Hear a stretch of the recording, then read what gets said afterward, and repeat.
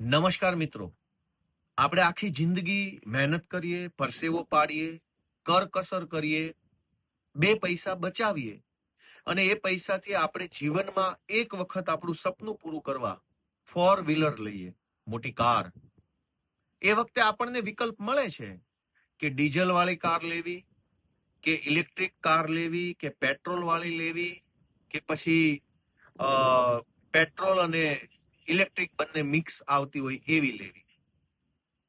પણ આપણે એક વખત પેટ્રોલ કાર લીધા પછી એ કારમાં ઇથેનોલ વાળું પેટ્રોલ નખાવવું કે શુદ્ધ પેટ્રોલ નખાવવું એ ઓપ્શન કેમ નથી મળતો? મારી ગાડી છે તો મરજી પણ મારી હોય કે હું મારી ગાડીમાં કયું પેટ્રોલ નખાવીશ. રિલાયન્સના પંપથી નખાવીશ, નયારાથી નખાવીશ, એચપી થી નખાવીશ, કયા પેટ્રોલ પંપેથી કયું પેટ્રોલ નખાવીશ એ ચોઈસ હોવી જોઈએ. અને હમણાં સુધી હતી જ. હમણાં સુધી એવું હતું કે શેલના પેટ્રોલ પંપમાં પ્રીમિયમ પેટ્રોલ આવતું હતું. અમુક જગ્યાએ અનલીડેડ પેટ્રોલ પંપ આવતું હતું, એટલે કે શીશા વગરનું, શીશા વાળું પેટ્રોલ, શીશા વગરનું પેટ્રોલ, પ્રીમિયમ પેટ્રોલ, આ કેટેગરી આવતી હતી. એના અલગ અલગ ચાર્જ હતા. અનલીડેડ નખાવો તો એટલો ચાર્જ, પેલું પ્રીમિયમ નખાવો તો એટલો ચાર્જ.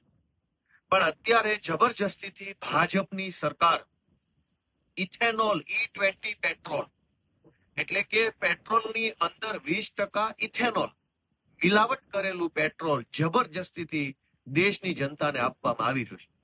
આના કારણે 2-3 નુકસાન થાય છે. એક, કે જ્યારે પેટ્રોલ જ 100% પેટ્રોલ નથી, એની અંદર 20% ઇથેનોલની મિલાવટ છે, તો પછી પેટ્રોલનો 100% પેટ્રોલનો હોય એવો ભાવ કેમ?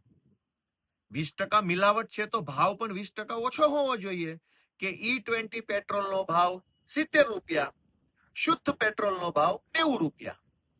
આ તો મિલાવટ 20%, ભાવ 100%.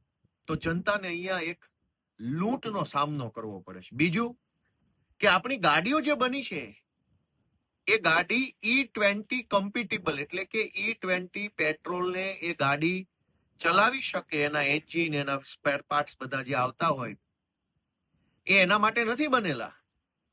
તો પછી આપણી ગાડીમાં જબરજસ્તીથી E20 પેટ્રોલ નખાવવાની ફરજ કેમ સરકાર પાડે છે? તો આખી જિંદગી મહેનત કરીને, મજૂરી કરીને, કરકસર કરીને, કેટલાય આખા ઘરમાં હોય એટલા લોકોએ પૈસા બચાવીને જીવનમાં એક વખત ફોર વ્હીલર લીધી હોય, એ ફોર વ્હીલરને ભાજપની સરકાર દાદાગીરી કરી, ગુંડાગીરી કરી, જબરજસ્તીથી E20 પેટ્રોલ, ઇથેનોલ મિશ્રિત પેટ્રોલ ભરાવડાવે અને આપણને ઓપ્શન ન આપે. એની સામે દેશમાં એકમાત્ર વ્યક્તિ અરવિંદ કેજરીવાલ લડાઈ લડી રહ્યા છે. અરવિંદ કેજરીવાલ અત્યારે E20 ની દાદાગીરી સામે લડે છે અને એમની માંગણી છે કે પેટ્રોલ પંપ ઉપર 2 પાઇપ હોવી જોઈએ.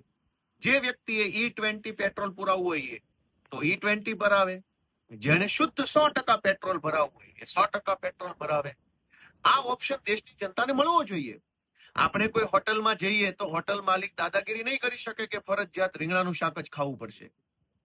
મારે જે ખાવું હોય તે ખાઈશ અને મારે જે ખાવું છે એનું જેટલું પેમેન્ટ હશે એટલું પેમેન્ટ આપીશ. જેને પેટ્રોલ ભરાવવું છે એ 100% પેટ્રોલ ભરાવશે, એનું પેમેન્ટ આપશે. E20 વાળો E20 ભરાવશે, એનું પેમેન્ટ આપશે. સરકાર કેમ જબરજસ્તી કરે છે? તો આ બાબતે અરવિંદ કેજરીવાલે એક ઓનલાઈન પિટિશનની શરૂઆત કરી છે અને એની અંદર સ્ટોપ E20petrol.com નામની એક વેબસાઇટ બનાવી છે. એની અંદર તમે જઈ અને તમારો વિરોધ નોંધાવી શકો છો, પિટિશનને સાઇન કરી શકો છો. ખૂબ ખૂબ આભાર.